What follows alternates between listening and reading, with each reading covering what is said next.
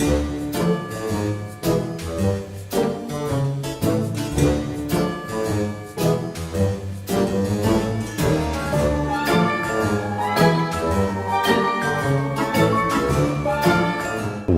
to the Glen Ellyn Historical Society's tour of spooky places in Glen Ellyn. I'm Dan Anderson. I'm standing in the basement of Stacy's Tavern Museum. Moses and Joanne Stacy built this building as a stagecoach inn in 1846. The Stacys, when they had this stagecoach inn, probably had many hundreds of guests staying here. So the odds are that one or more of those guests died while on the premises. The odds are in favor of this place having a ghost or two. Now, throughout our tour of spooky places, I'm going to do my best to point out where ghosts might be. If there are ghosts here from the guests who stayed at Stacy's Tavern Stagecoach Inn, I'm guessing they would be happy ghosts, and the reason I say that is that the Glen Ellyn Historical Society went to a great deal of time and trouble and expense to restore this building to what it was like when they were guests here. So I think they'd probably be very comfortable today haunting Stacy's Tavern Museum.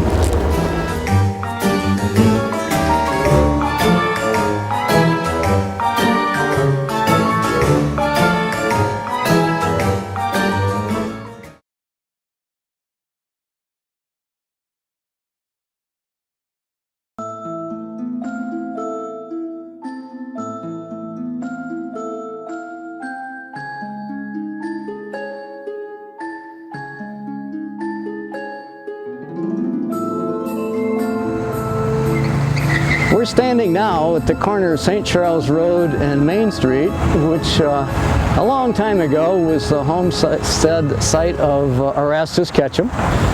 Erastus was one of the 13 grandchildren who came here with the Churchill family, our original settlers in this area, back in 1834. Married his cousin, Mary Jane Churchill. That was not an unusual thing to do in those days because there were so few choices for wives and husbands. So a lot of times you found yourself marrying a cousin. Must have been a good marriage because they stayed married for a very long time. Anyway, at some point they built their dream home here on this corner. They lived here happily until, well, he died in 1909 in this home. So the question might be, is there a ghost here? We've heard that there is, and I would say that if Erastus Ketchum's ghost is lurking around here, he's not a real happy ghost. And the reason I say that is that in 1972, they tore down his beautiful historic home and replaced it with a gas station.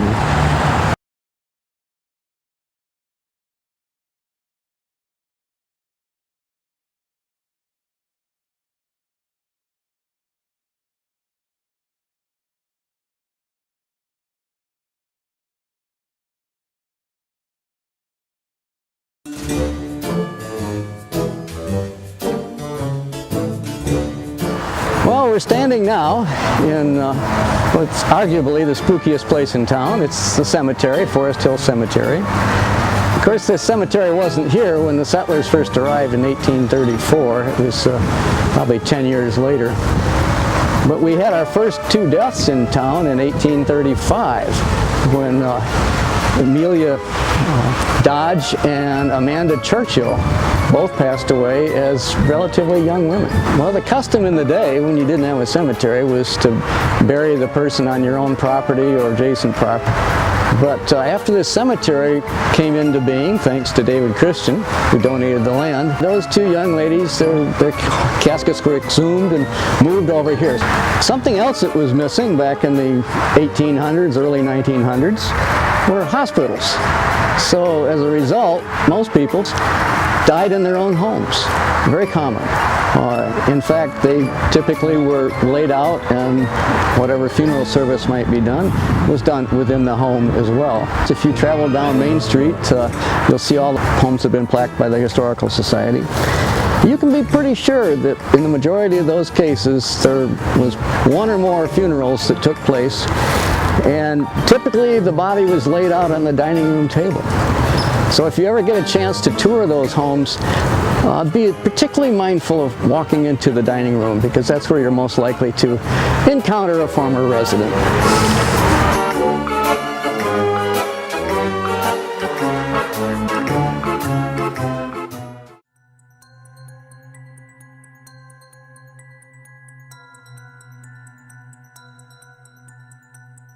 Can you guess how old the oldest known native of Glen Ellyn hanging around is today?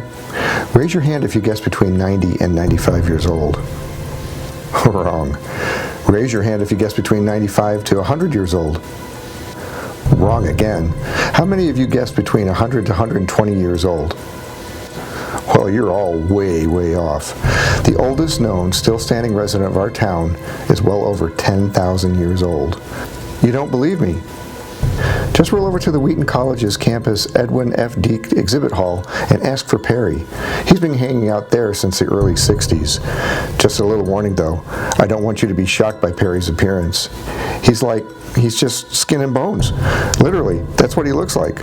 Well, here, see for yourself. Perry the Mastodon, or should I say what's left of Perry, was discovered behind some of the homes across from Joseph Sam Perry's nature preserve by Judge Perry while he was digging out a pond in 1963. It took the students at Wheaton College 11 years to put Perry the Mastodon back together again. Well, mostly back together. They only found about 55% of them, so there's probably still about 45% of them out there somewhere. Probably. Ooh.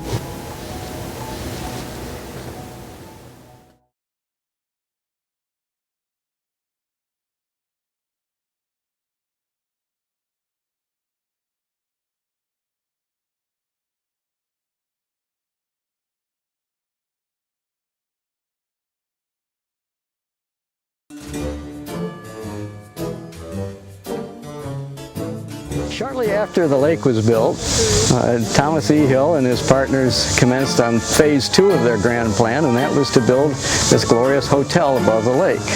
Now, a lot of people make the mistake of assuming that the hotel was built on Honeysuckle Hill, which it was not. It was built behind where I'm standing here on what is now called Lake Road. This particular road, by the way, was often in the early days referred to as Lover's Lane. I'll let you figure out why that was. In any case, the hotel was a 100-room hotel, big frame structure, beautiful palatial place on the hill behind me. But in 1906, it was empty, and it was struck by lightning, and it burned to the ground. It was quite a spectacle. Supposedly, the commuter train on the Aurora and Elgin tracks, when they saw the smoke and so forth, the train stopped, and the conductor let everybody watch the hotel burn for some period of time. At any rate, that was the end of the hotel, and it was located here. The hotel was a grand structure which hasn't been forgotten even over 100 years later. In fact, in 1967, Peter Truce donated a stone to be placed there on Lake Road where the hotel once stood. Some say the stone monument looks more like the hotel's tombstone.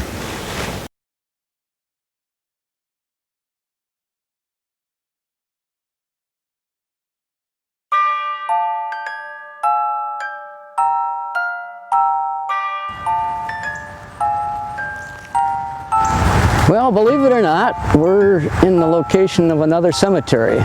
It may not look much like a cemetery, and of course it's been a very long time since it was one, but we're told that it was a former cemetery. The Potawatomi Indians got to this area hundreds of years before we did, and they had a pretty substantial village down on the east branch of the DuPage River. And they used the area that we're in now as their burial ground. And it was a good spot for a burial ground because you may notice it's high ground, and you do want to put cemeteries on high ground. The reason for that is that if a cemetery floods, things you don't want floating to the surface will tend to float to the surface. So anyway, when they finally started developing this area, when Stacy's Corners started growing towards Danby and vice versa, and this area started being built up, they were, of course, digging foundation holes and supposedly uncovered a number of Indian artifacts and even some bones. Now, are there ghosts for the Potawatomi still hanging around? Hard to say, but if they are, they're probably not the happiest ghosts, just because of what we did to their descendants after the Chicago Treaty of 1833. So you might want to tread lightly at the corner of Main and Linden.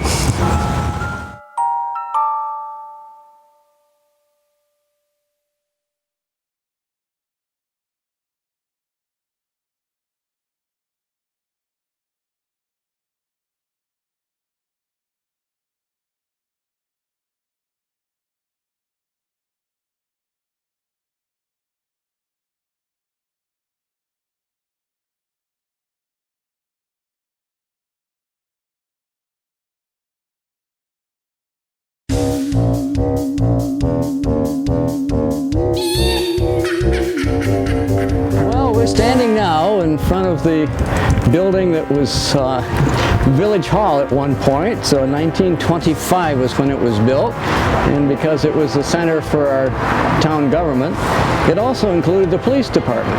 The police department was down below. Now, why is this relevant to Halloween and spooky places? Well, back 100 years ago or so, the boys in Glen Ellyn were much more interested in doing pranks than they were in getting candy. These boys were constantly trying to outdo each other and get bragging rights. So that led them to some extremes, which in turn led them to being picked up by the police and brought to the jail here. Of course, you didn't stay very long. Along about 11 o'clock, midnight, they'd call your parents and haul them out of bed and make them come get you. But that's how Halloween was celebrated 100 or so years ago.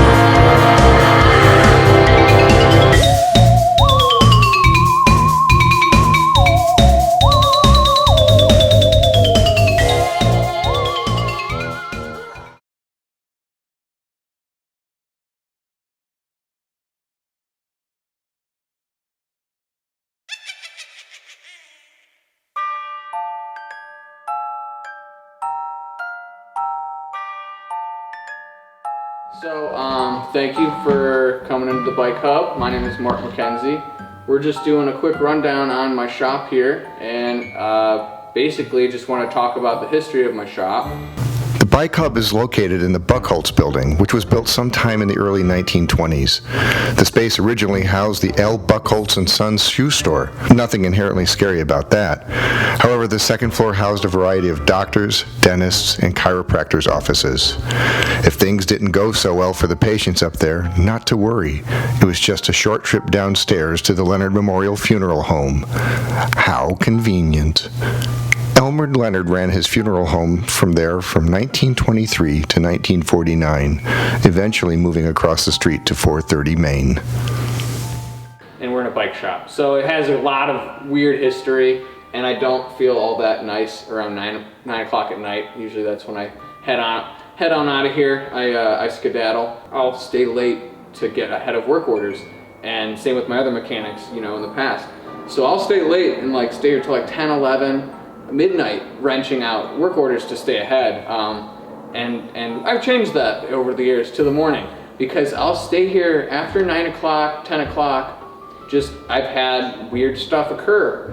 I'd say the weirdest thing that's occurred is just random things drop. You get those sensations of chill, and I normally don't get those sensations. I can walk through some dark alleys and be all good. But for whatever reason, this is at a certain hour that I get a chill here. So yeah, it's pretty interesting. There was an incident in the wintertime. Or no, it must have been in the fall, because it was a wreath. It was a festival wreath. So it was the fall, and it was like a little pumpkin. And this pumpkin literally like shot across the room, I would say, 12, 15 feet. Supposedly there was another incident where a younger tech walked down, I don't know if it was early in the morning or in the evening, probably in the mornings, and he said the bikes were swinging, I mean, in a pretty violent manner, which is pretty strange, and he basically just turned around and walked right back up. I have gotten to the point though where I have like, an alarm system and camera so that I can monitor it, and I'll just for giggle's sake, go on in the middle of the night and just watch the shop. And I have gotten to the point where I've put it downstairs in the basement to try and capture something. Like, I've literally gone to these lengths. So yeah, I mean, it's not like just like a frivolous act of interest. There's been some reason behind us wanting to figure out why those things have occurred. So there's been some incidents.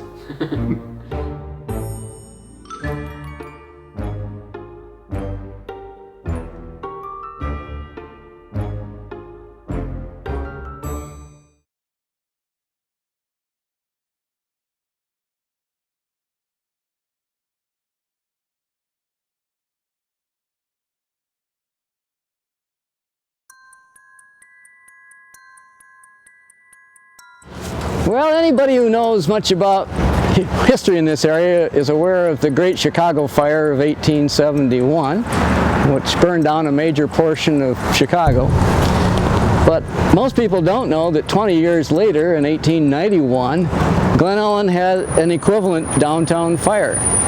In fact, in terms of the percentage of the town that burned down, it's a bigger fire than what Chicago had 20 years earlier.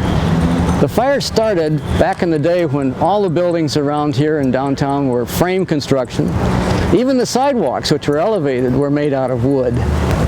The baker, who had a store roughly where Main Street Pub is, was out trying to light the lantern with his kerosene lantern. Unfortunately, he dropped it on the wooden sidewalk, and of course it burst into flame. The town of Glen Ellyn didn't have a fire department, didn't have a municipal water system, no fire hydrants, no source of water. There was a creek running through town, but trying to put it out with a bucket brigade was not a practical solution. Consequently, with that strong south wind, that fire moved all the way down Main Street to Pennsylvania. And that was the principal part of our downtown in those days. So in 1891, we lost much of our downtown area. After that, we rebuilt with masonry buildings. And the buildings you see down here, a number of them date back to the early 92, 93, 94. And they've been remodeled a little bit, but those were the ones that were built after the great Glen Ellyn fire of 1891.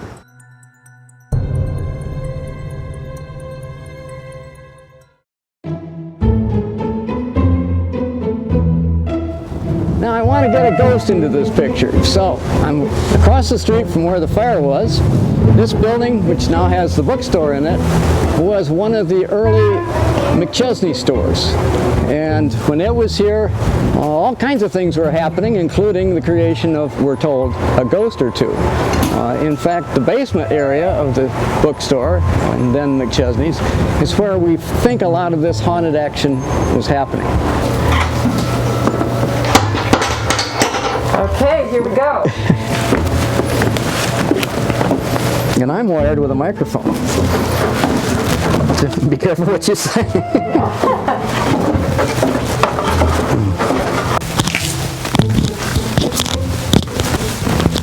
Okay, so here is the meat locker. Okay. I don't think we have another light over here, but there is a light inside that. All right. I don't even like to walk in here. So if there's a haunted part of this building, it's probably right here. Ooh, let there be light. This is the meat locker that's in the basement of the bookstore, and we have talked about maybe someday having a little Halloween event down here. And so we in String Theory have storage down here, and I'll show you the other storage over there. But this is the old meat locker, which has a lock, and I'm always afraid to come in here because I'm afraid I'd get locked in. We have several employees who do not like coming down to this basement by themselves. They absolutely will not come down unless they're coming down with somebody else. They are convinced there's a ghost down here. However, should you be afraid of the ghosts in the bookstore? I don't think so, because all the ghosts here like to read books. That's what we're told, that's my story, and I'm sticking to it.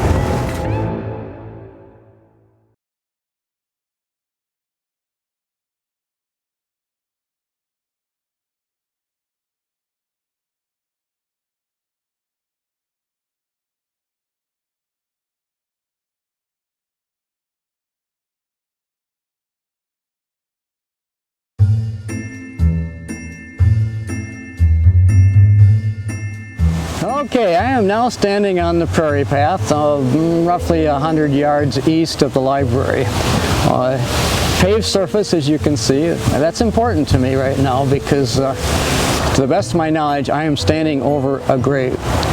Back in 1904 in Glen Ellyn, there were two arsons in town about a month apart. Two houses were burned down in the dark of the night.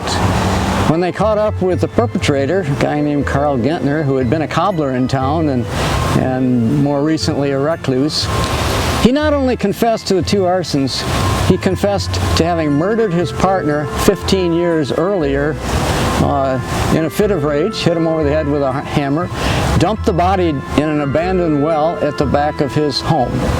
Well, that's where I'm standing right now. In 1904, the Aurora and Elgin Railroad came along and laid down their track. When the railroad went through, they just bulldozed right over that abandoned well with a 12-year-old body in the base of it. And so nobody was ever aware that there was a body there. But to the best of our knowledge, that body is still there. And when people come jogging by, riding by, whatever, they are in fact going right over the remains of Carl Gentner's poor partner.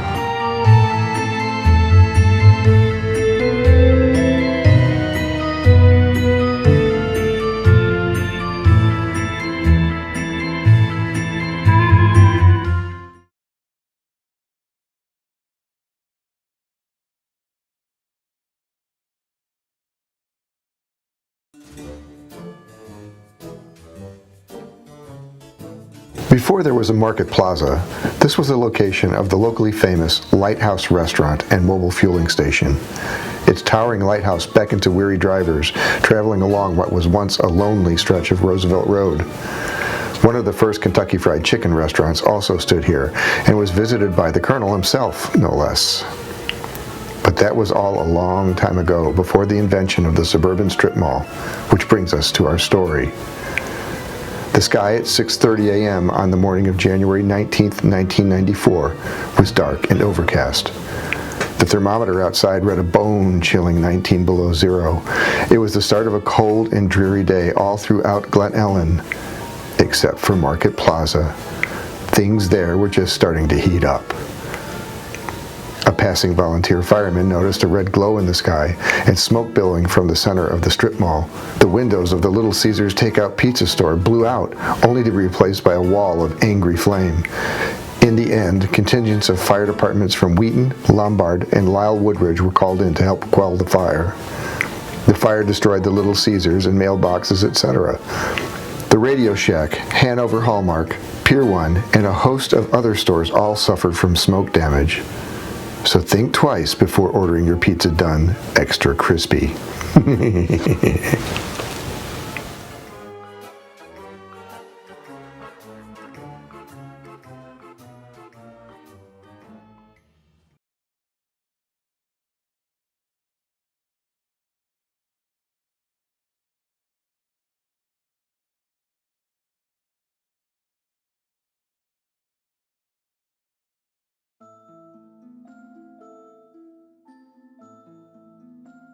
Maryknoll Seminary opened in 1949 on a 128 half-acre campus. At its height, the 450,000 square foot complex served more than 500 Catholic seminary students. Its prominent edifice was a stately beacon to travelers approaching Glen Ellyn on Roosevelt Road. It lived on a little while longer as a law school for Lewis University and later for Northern Illinois University. But the maintenance cost of the entire structure outweighed its usefulness, and eventually the building was abandoned. As the building fell into ruin, stories that it was haunted began to rise. In the October 29, 1993 edition of the Glen Ellyn News, reporter Robert London relays the story of how, while scouting the Maryknoll Seminary as a location to shoot a hospital scene in the movie Lucas, one of the crew left the group, passed through a doorway and down one of the building's long hallways. There, she was confronted by a ghost of a Catholic priest appearing right in front of her. Turning, she ran back down the hallway, but the doors she had passed through just moments before were locked shut. She screamed and the doors burst open, allowing her to run past the crew and out of the building entirely. There are other local legends and ghostly stories associated with the property. In Hans Holzer's 1993 book, Haunted America, he writes about the school's haunted photo lab. In it, he recounts how a seminarian, working alone in the lab one day, felt a cold hand run down his back. He noted that at the same moment, the photo-developing chemicals suddenly grew colder than the room temperature. Later, while talking about this bone-chilling incident with some fellow students, another student tells him of the time a man appeared to him in the dark room and touched him on the cheek. While looking through some files, the students run across an old picture of the man that had appeared before the student and had vanished without a trace. It was the photo of a priest who had once worked in the dark room. The priest, however, was dead. It was, after all, an old picture. London also tells the story he heard from a person he identifies as TK. One dark night for kicks, TK and his friends snuck into the seminary. They found some detailed architectural drawings of the building and stole them as souvenirs of their scary adventure. When they returned to their car to make a getaway, they noticed blood dripping from their hands. In a panic, they wiped away the blood, but they had no cuts or wounds anywhere. I guess the spirits of Marienol did not like them stealing. While Marienol Seminary lives on gloriously in local legends and ghostly stories, the building does not. The entire building complex was razed in July of 2000 to be replaced by Marienol Park and the surrounding subdivision.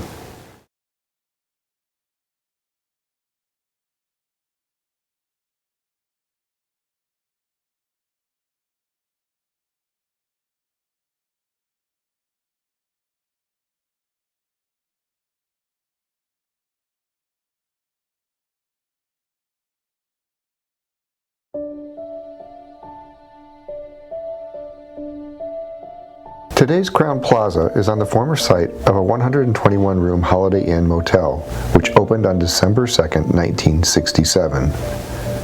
Just 8 days after opening, a housekeeper went to room 404 to clean it. She couldn't open the door, so she contacted the management, who opened the door unaware of the tragedy awaiting inside. The day before, a young couple, Susan and Anthony Greishaber, had been married in a civil ceremony in Chicago, then happily checked into a brand new hotel. Anthony Greishaber, 19, was a Lombard resident, a sailor from the Great Lakes Naval Training Center. Susan Daly Greishaber, 21, was from Rolling Meadows. When the clerk opened the door to the room, Susan was dead on the bed. Her groom, Anthony, was in a coma and was immediately taken to the ICU at Central DuPage Hospital. The cause of the death and coma? Carbon monoxide poisoning. You see, the chimney flue insulation adjoining room 404 had leaked. Fumes from the hotel's heating system had found their way into the forced air ventilation system. Guests 2 floors below, in room 202, a mother and daughter from Michigan, also were hospitalized, but survived. The 4-story smokestack was later completely rebuilt. Who could have imagined that a day of great joy would be followed by such grief?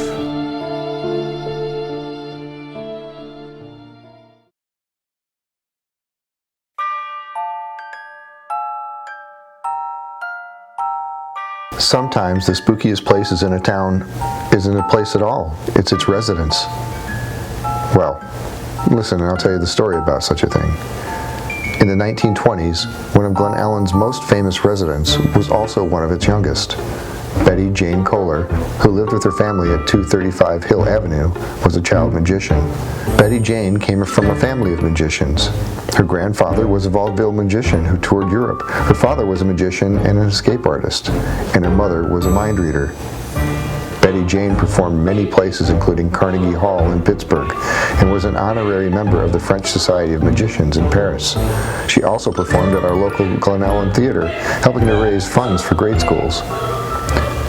So, like I said, sometimes it's the residents that are creepier than the places. And you're saying, what could be so creepy about Betty Jane Kohler? Well, I'll tell you what, just watch the following video, and you tell me. Happy Halloween.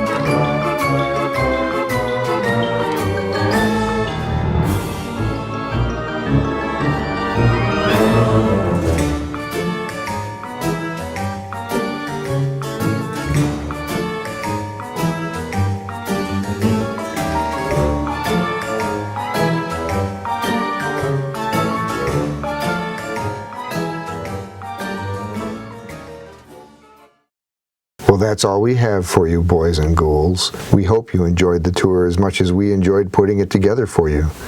Your friends at Glen Ellyn Historical Society are wishing you a happy Halloween and unpleasant dreams.